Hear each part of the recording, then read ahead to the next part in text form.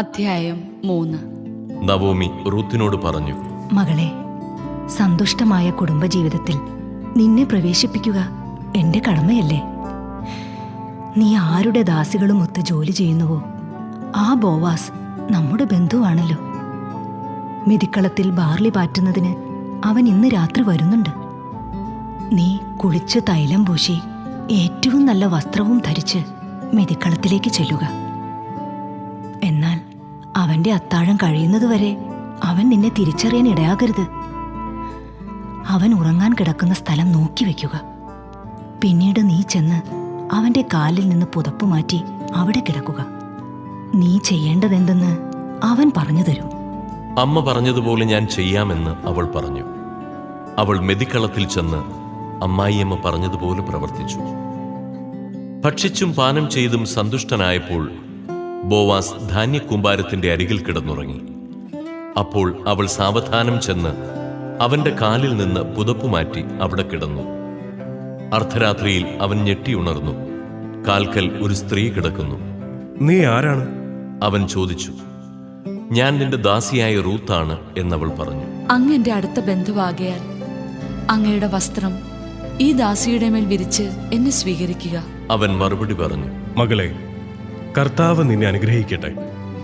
നീ ഇപ്പോൾ കാണിച്ചിരിക്കുന്ന ഔദാര്യം ആദ്യത്തേതിലും വലുതാണ്. യുവാക്കന്മാരെ, ധനികരോ ദരിദ്രരോ ആകട്ടെ, തേടാതെ നീ എൻ്റെ അടുക്കൽ വന്നല്ലോ. മകളെ, ഭയപ്പെടേണ്ട. നീ ആവശ്യപ്പെടുന്നതെന്തും ഞാൻ നിനക്ക് ചെയ്തു തരാം.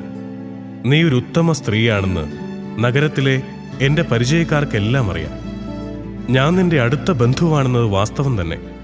എന്നാൽ എന്നേക്കാൾ അടുത്ത മറ്റൊരു ചാർച്ചക്കാരൻ നിനക്കുണ്ട്. ഈ രാത്രി ഇവിടെ കഴിയുക.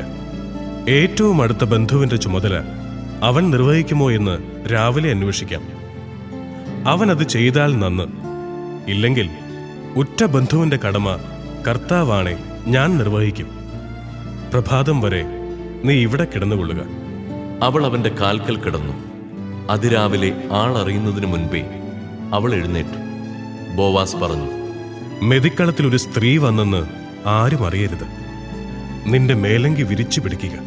അവൻ 6 അളവ് ബാർലി അതിലിട്ട് അവളുടെ തലയിൽ വെച്ചുകൊടുത്തു. അവൾ നഗരത്തിലേക്ക് പോയി. വീട്ടിലെത്തിയപ്പോൾ അമ്മായിയമ്മ ചോദിച്ചു, മകളെ, എന്തുണ്ടായി? അവൻ ചെയ്തതെല്ലാം അവൾ വിവരിച്ചു പറഞ്ഞു. അമ്മായിയമ്മയുടെ അടുത്തേക്ക് വെറും കൈയോടെ പോകണ്ടെന്ന് പറഞ്ഞ് ഈ 6 അളവ് ബാർലി അവൻ എനിക്ക് തന്നു. നവോമി പറഞ്ഞു, മകളെ, കാര്യങ്ങൾ എങ്ങനെയാകുമെന്ന് കാത്തിരുന്ന് കാണാം. കാര്യം തീരുമാനിക്കുന്നതുവരെ അവൻ അടങ്ങിയിരിക്കുകയില്ല. ഇന്ന് തന്നെ തീരുമാനമാകും.